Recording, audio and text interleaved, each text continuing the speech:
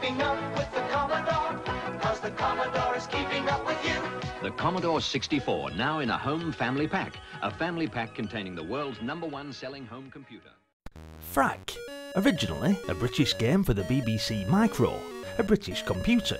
But for some reason, this one was assigned to Statesoft, a company dealing in American games for distribution in the UK on an American machine. If you can puzzle that one out, you shouldn't have too many problems with the game itself. Quite simply, a platform game, but with a humorous cartoon feel to it. By today's standards, Frak is actually pretty weird.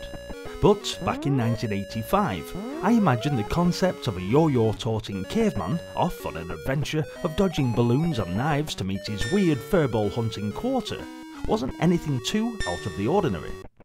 Armed with only his trusty yo-yo, Trogg the Caveman must be guided around levels of awkward scrolling platform action, and every time he dies, a speech bubble containing the expletive Frak is displayed.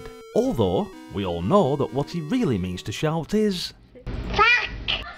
Each level in Frak is fairly large, larger than one screen in fact, and these scrolling screens are composed of groups of platforms and ladders that only differ on arrangement and graphics on advancing a level. For example, the first screen has actual ladders. These then change to ropes on the second screen and chains on the third, and so on. In order to complete a level, you must guide Trogg to collect all of the keys lying around within a given time limit, but once the time limit expires, the level doesn't end. Instead, the game continues in the dark. After this point, the yo-yo can still be used to remove the static enemies from the level, but will not affect the balloons or the daggers. To put some more light on the subject, and to gain extra time and points, there are light bulbs that can be collected. Other bonus points can be acquired from the jewels scattered around. These aren't necessary for completing the level though. On each level, there is a different group of Nasties to impede your progress, all with cute names like Scrubblies, Hooters, Poglets, Bunny-Ips, Ice Warriors and Trogg clones, all of which must face the wrath of the yo-yo. There are also balloons that rise from below, and daggers raining from the heavens to be avoided or disposed of. The yo-yo is activated by pointing Trogg in the right direction and pressing the fire button, and the longer the button is held down, the further the yo-yo goes, until it reaches a maximum of around a screen width before returning. You are given 3 lives to get as far as possible, and if you attain a good enough score, you enter your name in a high score table.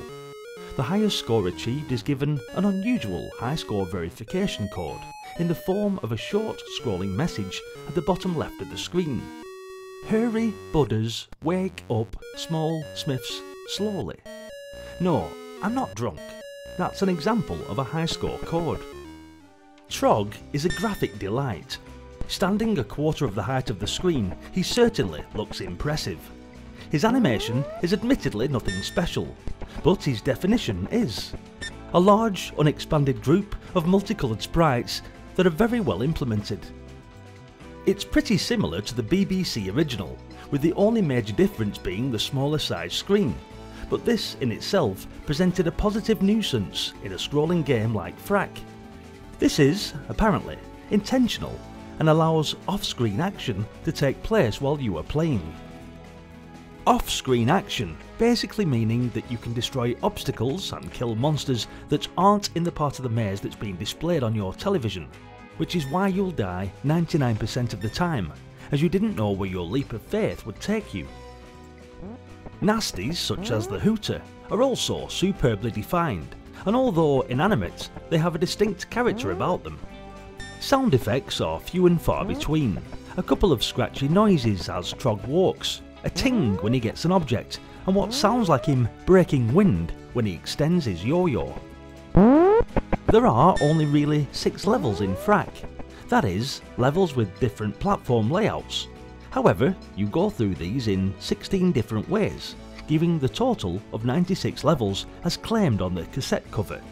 Indeed, Statesoft tell us that in fact there are 256 different levels, but 96 was enough to put on the package. The later levels introduce shorter time limits and monsters which are not permanently dislodged by the yo-yo. Other strange things happen. For example, the third time round, the 6 levels, all the platforms play upside down. Unless you're prepared to stand a mirror next to the TV screen and play from that, it takes considerable readjustment. Some may say, Frak this, but this was a game I used to play with my older brother back when we were kids, so there's still a large amount of nostalgia factor playing this back today, and hopefully some of you will also feel the same sentiment. If so, don't forget to hit the like button and share these memories in the comment section. Thanks for watching, guys. If you're enjoying the nostalgia, then please do consider subscribing to the channel.